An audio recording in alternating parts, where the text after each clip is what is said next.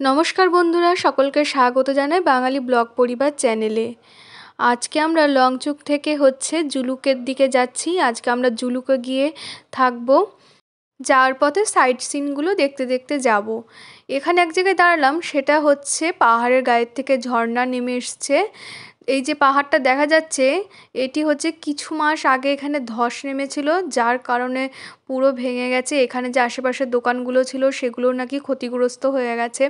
দেখেই বুঝতে পারা যাচ্ছে যে কিভাবে ধস নেমেছিল, খুব ভয়ঙ্করভাবেই। আর আমরাও একটু উঁচুর দিকে উঠতে চলেছি। আজকে প্রায় 12,000 উচ্চতায় আমরা থাকবো, তাই ঠান্ডাটাও বেশ পড়তে শুরু করেছে, বেশ ঠান্ডা লাগছিল। সবথেকে ভালো লাগছিল যে এই সময়টা যার জন্য পাহাড়ে আসা, বরফ ঘেরা পাহাড় দেখার জন্য, সেই স্বপ্নটা পূরণ হতে চলেছে। এটি এক ধরনের ইনস্ট্রুমেন্ট। আর এই চকলেটগুলি শুধুমাত্র আমি সিকিমেই দেখেছি, আমাদের ওখানে এই ধরনের চকলেট পাওয়া যায় না। এটা নাকি একটা থাইল্যান্ডের চকলেট, বাট এখানে খুব দাম বলছিল দেখে কিনলাম না। দেখলাম যে পরে গ্যাংটকে এমজি মার্গে পেলে কিনে নেব। আমাদের ড্রাইভার পারমিট করিয়ে নিয়ে আসলো জুলুক যাবার জন্য, কারণ জুলুকের দিকে যাওয়ার জন্য পারমিট লাগে। তারপরে ওখান থেকে রওনা দিলাম জুলুকের পথে।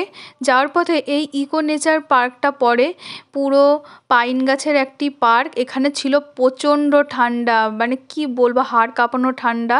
রোদ এসে পৌঁছাতে পারছিল না, সেই কারণে প্রচণ্ড ঠান্ডা লাগছে। আমাকে তো দেখতেই পাচ্ছ কীভাবে আমি মুড়ে রয়েছি। যত এগিয়ে যাচ্ছি উচ্চতাও বাড়তে থাকছে, ঠান্ডাও তত বেশি পড়ছে, শীত মনে হচ্ছে ঝাঁকিয়ে ধরছে। এটি জুলুক। এখানে ছোট ছোট হোমস্টে আছে, এখানে আজকে আমরা রাত্রে থাকবো। এটিও একটা সুন্দর গ্রাম, দারুণ সুন্দর লাগছিল দেখতে জায়গাটা বেশ। আমরা জুলুকে পৌঁছে গেছি, এখানে আজকে রাত্রিতে থাকবো। এখানে প্রচণ্ড ঠান্ডা ছিল, পুরো হাড় কাঁপানো।